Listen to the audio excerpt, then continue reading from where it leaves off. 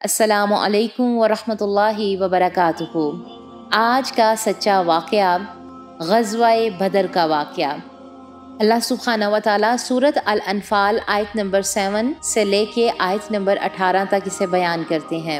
آیت نمبر 7 میں اللہ سبحانہ و تعالیٰ فرماتے ہیں، اور تم لوگ اس وقت کو یاد کرو جب کہ اللہ تم سے ان دو جماعتوں میں سے ایک کا وعدہ کرتا تھا کہ وہ تمہارے ہاتھ آ جائے گی، اور تم اس تمنا میں تھے کہ غیر مسلح جماعت تمہارے ہاتھ آ جائے، اور اللہ تعالیٰ کو یہ منظور تھا کہ اپنے احکام سے حق کا حق ہونا اور باطل کو نابود کر دے اور ان کافروں کی جڑ کاٹ دے۔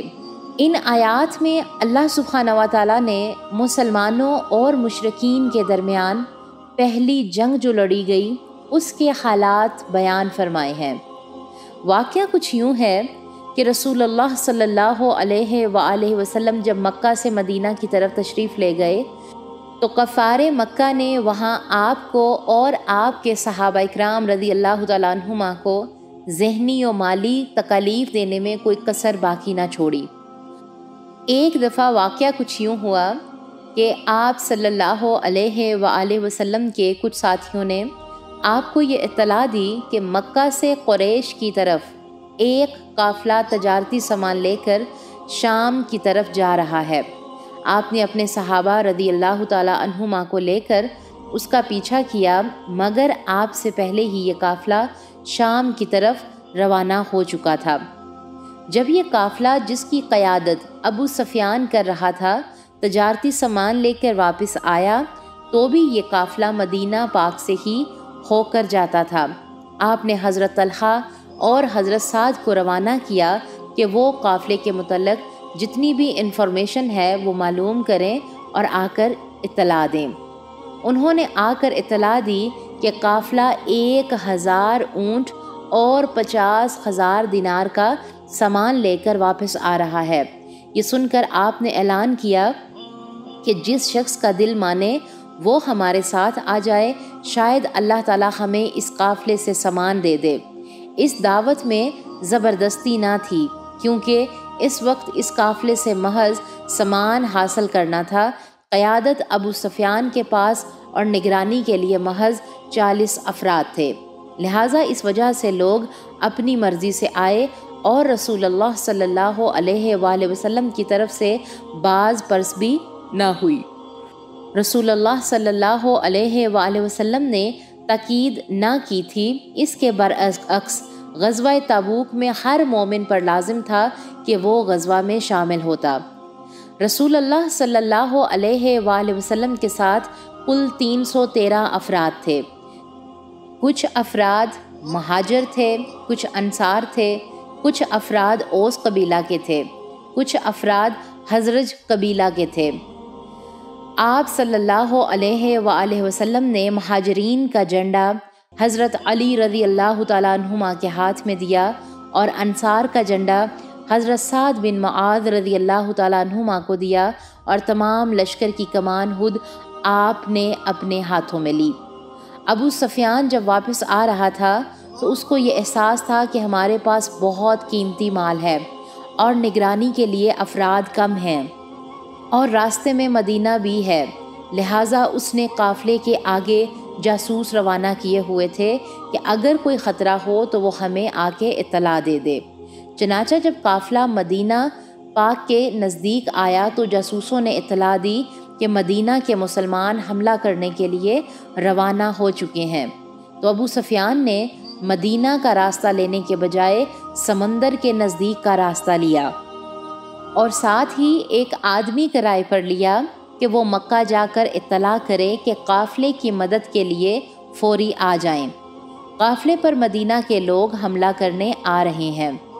اس شخص نے مکہ جا کر رواج کے مطابق اپنی قمیض کا گریبان پھاڑ ڈالا اور شور مچانے لگ گیا اور فوری مدد کے لیے پکارا کہ قافلے پر حملہ ہونے والا ہے۔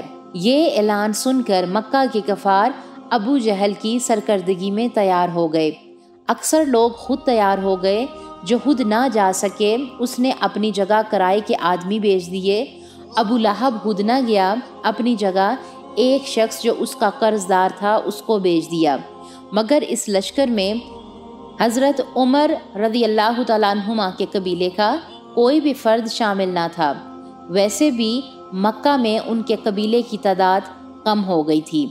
جب قریش تیار ہو کر روانہ ہونے لگے تو ان کو خیال آیا کہ ہماری دشمنی بنو بکر قبیلہ سے ہے اور ہماری غیر موجودگی میں وہ ہماری عورتوں اور بچوں پر حملہ نہ کر دیں، لہٰذا اس وقت ابلیس نے بنو قنانہ قبیلہ کے سردار سراقہ بن مالک کا روپ دھارا اور ابو جہل کو یقین دلایا کہ قریش کی غیر موجودگی میں یہ کام نہ ہوگا، میرا قبیلہ مکہ کا دفاع کرے گا اور تمہارے ساتھ بھی جائے گا۔ اس وقت بنو قنانہ قبیلہ بہت طاقتور تھا۔ کفار کا لشکر پوری تیاری سے غرور اور تکبر کے ساتھ روانہ ہوا۔ ان کے ساتھ خوش الحانی سے گانے والی عورتیں بھی تھیں جو اپنی آواز کا جادو جگا کر کفار کا جوش و جذبہ بڑھاتی تھیں، اور ان کی منزل بدر کی ایک بستی تھی۔ ابو سفیان نے دوسری طرف راستہ بدل لیا تھا اور وہ بحفاظت مکہ کی طرف روانہ ہو گیا۔ اس نے مکہ والوں کو پیغام دیا کہ ہمارا قافلہ خیریت سے ہے، لہٰذا تم واپس چلے جاؤ، مگر ابو جہل نے یہ فیصلہ تسلیم نہ کیا اور مدینہ کی طرف پیش قدمی جاری رکھی اور مسلمانوں کے ساتھ جنگ کرنے کا ارادہ کیا۔ ابو سفیان کی اطلاع سن کر لشکر دو حصوں میں تقسیم ہو گیا۔ بنو زہرہ قبیلہ کا سردار انس بن شریق واپس چلا گیا، جن کی تعداد 300 تھی، اور ابو جہل کے پاس 1000 آدمی رہ گئے۔ دوسری طرف اسلامی لشکر میں حضور صلی اللہ علیہ وآلہ وسلم ابو سفیان کے قافلے کی طرف ابھی جا رہے تھے کہ آپ کو راستے میں ہی اطلاع ملی کہ ابو جہل ایک بہت بڑا لشکر لے کر مدینہ پر حملہ کرنے کے لیے آ رہا ہے۔ رسول اللہ صلی اللہ علیہ وآلہ وسلم نے اپنے صحابہ کو اکٹھا کیا اور فرمایا کہ اللہ تعالیٰ نے مجھ سے وعدہ کیا ہے کہ ایک قافلہ ابو سفیان کی سرکردگی میں جا رہا ہے اور ایک بڑا لشکر ابو جہل کی سرکردگی میں مدینہ پر حملہ کرنے کے لیے آ رہا ہے۔ اللہ تعالیٰ نے فرمایا ہے کہ ان دونوں سے تم جس کے ساتھ بھی مقابلہ کرو گے میں تمہیں فتح دوں گا، اور ساتھ ہی فرمایا کہ اگر ابو جہل کا مقابلہ نہ کیا تو جب چاہے ہم پر وہ حملہ آور ہو سکتا ہے، اور پھر ہمیں اپنے گھروں میں گھس کر مقابلہ کرنا پڑے گا۔ حضرت ابو بکر صدیق رضی اللہ تعالیٰ عنہما اور حضرت عمر فاروق رضی اللہ تعالیٰ عنہما نے مشورہ دیا کہ آپ اللہ تعالیٰ کے رسول ہیں، آپ کو جو اللہ تعالیٰ کا حکم ہے اس پر عمل کریں، ہم آپ کے ساتھ ہیں، آپ جو بھی معاہدہ دیں گے ہم ہر حکم کی تعمیل بجا لائیں گے۔ انصار سے رسول اللہ نے جب مدینہ آنے کی دعوت دی تو انصار کا جو حضور صلی اللہ علیہ وآلہ وسلم کے ساتھ معاہدہ تھا کہ انصار نبی صلی اللہ علیہ وآلہ وسلم کی حفاظت اپنے بچوں کی طرح کریں گے، اب یہاں الٹا مسئلہ درپیش آیا کہ مدینہ سے باہر نکل کر دشمن سے مقابلہ تھا۔ انصار کا حضور صلی اللہ علیہ وآلہ وسلم کے ساتھ معاہدہ جو تھا وہ ان کی حفاظت کا تھا، لیکن حملہ کرنے کا معاہدہ نہ تھا، لہٰذا نبی صلی اللہ علیہ وآلہ وسلم نے بار بار پوچھا کہ انصار کا اس پر کیا رد عمل ہے۔ رسول اللہ جب بھی پوچھتے تو مہاجرین اٹھ کر جواب دیتے مگر انصار خاموش رہتے۔ رسول اللہ صلی اللہ علیہ وآلہ وسلم نے جب تیسری دفعہ یہی سوال دہرایا اور فرمایا کہ اللہ کا وعدہ ہے کہ میں فتح دوں گا، تو انصار کی طرف سے حضرت سعد بن معاذ رضی اللہ تعالی عنہما جو اوس قبیلے کے سردار تھے انہوں نے جواب دیا کہ اے اللہ کے رسول، آپ ہم سے ہماری رائے لینا چاہتے ہیں؟ رسول اللہ نے فرمایا ہاں، میں تمہاری مرضی معلوم کرنا چاہتا ہوں۔ تو حضرت سعد نے فرمایا کہ اللہ کے رسول صلی اللہ علیہ وآلہ وسلم، ہم آپ پر ایمان لائے، آپ کی رسالت کو تسلیم کیا اور گواہی دی، ہم نے آپ کو حق تسلیم کیا۔ اے اللہ کے نبی، جو آپ کو اللہ تعالیٰ کا حکم ہے آپ کر گزریں، ہم آپ کے ساتھ ہیں۔ ہم بنی اسرائیل کی طرح جو اس نے حضرت موسیٰ علیہ السلام کو کہا تھا کہ اے موسیٰ آپ جائیں اور آپ کا اللہ جائے اور جنگ کرے، ہم آپ کو ہرگز ایسا نہیں کہیں گے۔ اے اللہ کے رسول، اگر آپ ہمیں سمندر میں بھی کود جانے کا حکم دیں تو ہم کود جائیں گے، ہمارا کوئی بھی آدمی پیچھے نہ رہے گا۔ یہ سن کر رسول اللہ صلی اللہ علیہ وآلہ وسلم بڑے خوش ہوئے اور دعائیں دی۔ رسول اللہ صلی اللہ علیہ وآلہ وسلم نے شام کی طرف ایک دستہ روانہ کیا جس کی قیادت حضرت علی رضی اللہ تعالی عنہما نے کی تاکہ کفار کی تعداد کا پتہ چل سکے۔ بدر کے مقام پر صحابہ کو 2 آدمی پانی بھرتے ہوئے ملے، ان کو گرفتار کر کے رسول اللہ صلی اللہ علیہ وآلہ وسلم کے سامنے پیش کیا گیا۔ رسول اللہ نے کفار کی تعداد کے بارے میں پوچھا تو ان کی تعداد کے بارے میں بتایا گیا کہ وہ بہت زیادہ ہے۔ رسول اللہ نے پوچھا کہ اچھا وہ ہر روز کتنے اونٹ ذبح کرتے ہیں؟ تو انہوں نے جواب دیا کہ ایک دن 9 اور ایک دن 10۔ اس پر رسول اللہ صلی اللہ علیہ وآلہ وسلم نے فرمایا کہ کفار کی تعداد 900 اور 1000 کے درمیان ہے۔ جب رسول اللہ صلی اللہ علیہ وآلہ وسلم نے ان کی جگہ کا پوچھا تو انہوں نے جواب دیا کہ اس پہاڑی کی دوسری طرف خیمہ زن ہے۔ رسول اللہ صلی اللہ علیہ وسلم نے جب نام کا پوچھا تو انہوں نے جواب دیا کہ ابو جہل، امیہ بن خلف، عتبہ، شیبہ، حکم بن حزام، نوفل اور حارث، اس کے علاوہ اور سردار بھی بڑے بڑے جن کے نام ہیں وہ موجود ہیں۔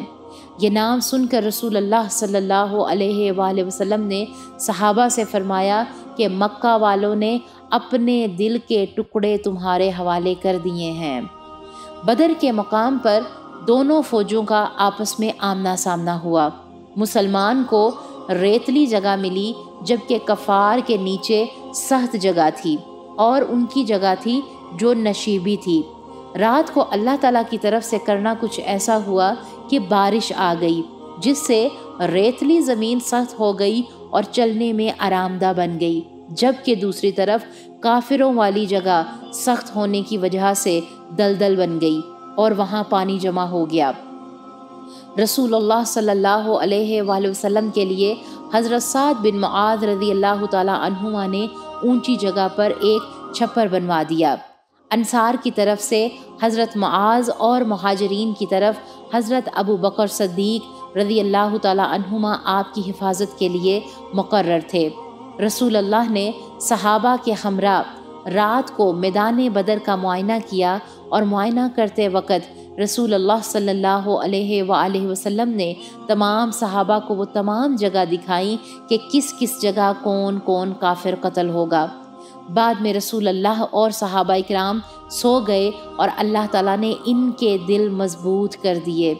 جب لوگ دونوں طرف آمنے سامنے ہوئے تو رسول اللہ صلی اللہ علیہ وآلہ وسلم نے دعا کی کہ اے میرے رب، یہ قریش پورے غرور، تکبر اور تیری مخالف کرتے ہوئے اور تیرے رسول کو جھٹلاتے ہوئے آ گئے ہیں، تو مومنوں کی مدد فرما جس کا تو نے وعدہ کیا ہے۔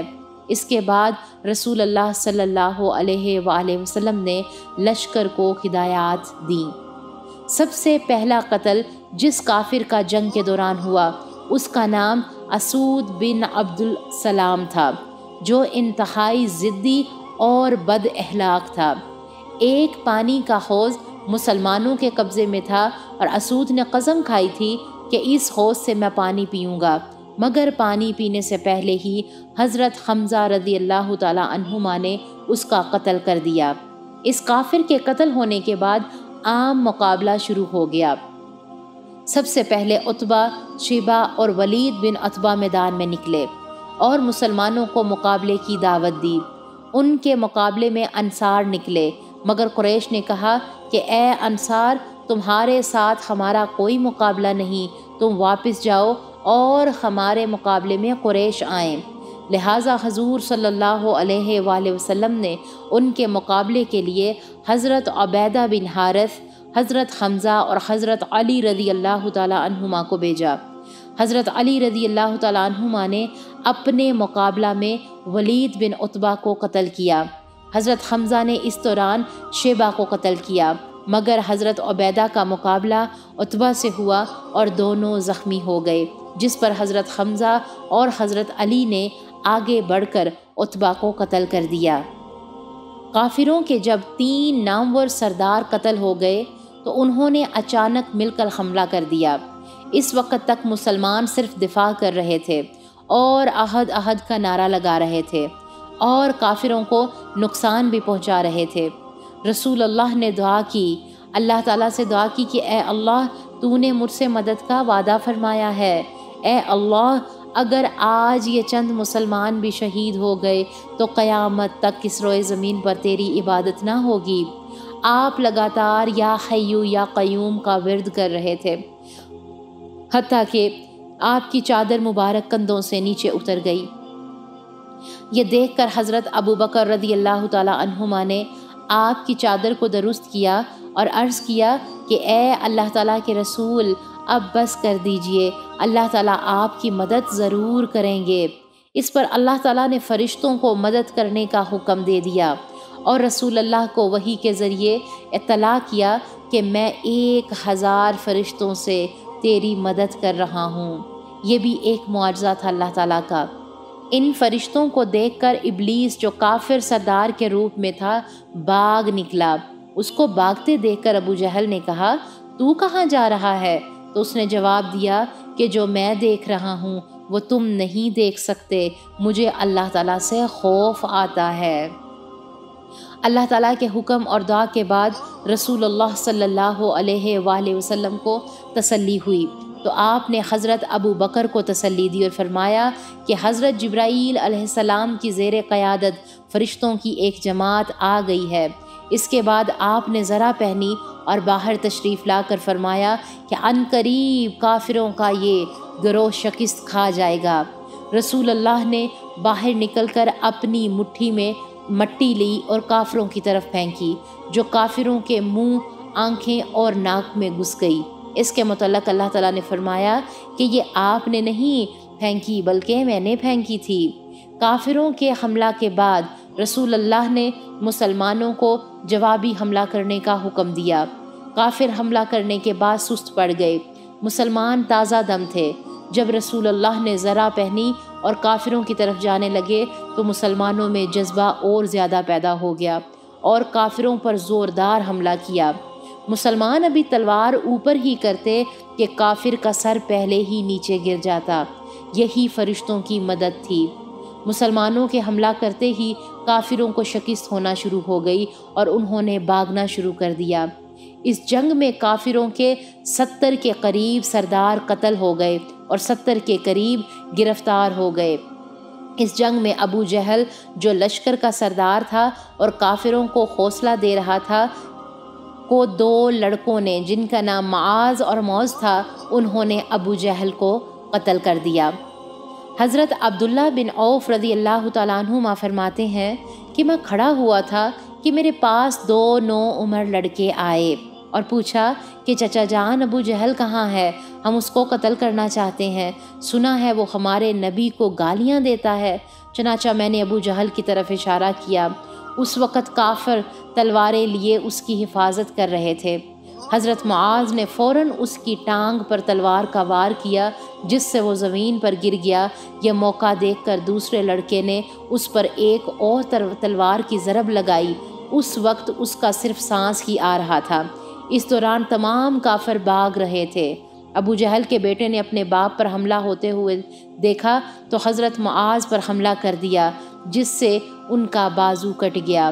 صرف ایک تسمہ رہ گیا جس کو حضرت معاذ نے بازو کو اپنے پاؤں کے نیچے رکھا اور بازو کو علیحدہ کر دیا اور جنگ کرنے میں مصروف ہو گیا۔ اس جنگ میں حضرت معاذ رضی اللہ تعالیٰ عنہ بھی جنگ کرتے ہوئے شہید ہو گئے۔ ابو جہل کو قتل کرنے کے بعد یہ دونوں رسول اللہ صلی اللہ علیہ وآلہ وسلم کے پاس گئے اور عرض کیا کہ ہماری دونوں کی تلواروں میں یہ کافر کس تلوار سے قتل ہوا ہے؟ تو رسول اللہ صلی اللہ علیہ وسلم نے فرمایا کہ دونوں کی تلواروں سے۔ جنگ کے بعد آپ کا بیان ہے کہ رسول اللہ نے مجھ کو دیکھ کر فرمایا، یعنی حضرت عبداللہ بن مسعود کو، کہ تم میدان جنگ میں جاؤ اور دیکھو کہ کوئی آدمی زخمی تو نہیں ہے۔ میں جب میدان میں گیا تو دیکھا ابو جہل زخمی حالت میں پڑا ہے۔ اس کی صرف سانس آ رہی ہے۔ میں نے اس پر ایک کاری ضرب لگائی اور اس کا سر جسم سے علیحدہ کر دیا۔ میں ابو جہل کے ناک میں نقیل ڈال کر رسول اللہ صلی اللہ علیہ وآلہ وسلم کے سامنے لے آیا اور رسول اللہ سے عرض کی کہ اے اللہ کے رسول، یہ ابو جہل کا سر حاضر ہے۔ اس پر اللہ کے نبی صلی اللہ علیہ وسلم نے فرمایا، اللہ تعالیٰ نے اپنا وعدہ سچا کر دکھایا، اور لاش کو دیکھ کر فرمایا کہ یہ میری امت کا فرعون ہے۔ اس جنگ میں مسلمانوں کے 14 صحابہ شہید ہوئے، جن میں مہاجرین کے 6 اور انصار کے 8 تھے۔ جب جنگ ختم ہوئی تو کافروں کی لاشوں کو گھسیٹ کر ایک کنویں میں پھینکا گیا، اور نبی صلی اللہ علیہ وآلہ وسلم نے ان کافروں کو خطاب کیا اور فرمایا، تم لوگ میرا کنبہ اور میرا قبیلہ تھے، تم نے مجھے جھٹلایا اور دوسروں نے میری تاکید کی، تم نے مجھے بے یار و مددگار چھوڑا جبکہ دوسروں نے میری تصدیق کی، تم نے مجھے نکالا جبکہ دوسروں نے مجھے پناہ دی۔ آپ نے 3 دن قیام فرمایا اور واپس آنے سے قبل کنویں پر جا کر ایک ایک کافر کا نام لے کر فرمایا، اگر تم نے اللہ اور اس کے رسول کی اطاعت کی ہوتی تو آج تمہارا یہ حشر نہ ہوتا۔ اللہ تعالیٰ نے جو مجھ سے وعدہ کیا تھا میں نے اس کو حق اور سچ پایا۔ یہ الفاظ سن کر حضرت عمر رضی اللہ تعالیٰ عنہما نے رسول اللہ سے فرمایا کہ اللہ کے رسول اب یہ مر چکے ہیں، کیا یہ اب بھی سن سکتے ہیں؟ تو رسول اللہ نے فرمایا کہ یہ اس طرح سن رہے ہیں جس طرح تم سنتے ہو، مگر تمہاری طرح یہ جواب نہیں دے سکتے۔ اس کے بعد نبی صلی اللہ علیہ وآلہ وسلم واپس مدینہ تشریف لے آئے۔ تو اس واقعہ سے ہم نے کیا سیکھا؟ سب سے پہلی بات کہ اللہ تعالیٰ پر نظریں رکھنا۔ اللہ تعالیٰ ایمان والوں کو کبھی بھی بے یار و مددگار نہیں چھوڑتے، اور حق کے راستے میں تعداد کو مت دیکھیں، کیونکہ جب ہم حق کے راستے پر چل رہے ہوتے ہیں تو اللہ تعالیٰ کی طرف سے مدد بھی آتی ہے، اللہ تعالیٰ کے فرشتے مددگار بن جاتے ہیں، اور حق ہی پر اللہ سبحانہ و تعالیٰ جو ہیں وہ غلبہ عطا فرماتے ہیں۔ اللہ تعالیٰ سے دعا ہے کہ اللہ تعالیٰ امت مسلمہ کے اندر یہ قوت پیدا کرے، یہ جوش و جذبہ پیدا کرے کہ وہ اللہ تعالیٰ پر نظریں لگاتے ہوئے امت محمدیہ کا پرچم ہاتھ میں لیتے ہوئے اصل حق ادا کرتے ہوئے پوری دنیا میں اس پرچم کو بلند کرنے کا باعث بنے۔ آمین یا رب العالمین۔ سبحان ربک رب العزت عما یصفون وسلام علی المرسلین والحمد للہ رب العالمین۔ السلام علیکم ورحمۃ اللہ وبرکاتہ۔ وہ تمام ہمارے پیارے سسٹرز جنہوں نے ابھی تک ہمارے چینل کو سبسکرائب نہیں کیا ہے وہ ہمارے چینل کو سبسکرائب ضرور کر دیں۔ کمنٹ باکس میں جا کر ہمیں اپنی رائے کا اظہار ضرور کیا کریں۔ اس سے کیا ہوتا ہے کہ ہماری پیچھے جتنی بھی ٹیم ہوتی ہے اس کو بہت خوشی ہوتی ہے، کام کرنے میں آسانی ہوتی ہے، اور اس سے ہم خود بھی موٹیویٹ ہوتے ہیں کام کو لے کے، چیزوں کو لے کے۔ اللہ تعالیٰ آپ سب کو جزائے خیر عطا فرمائے، آمین۔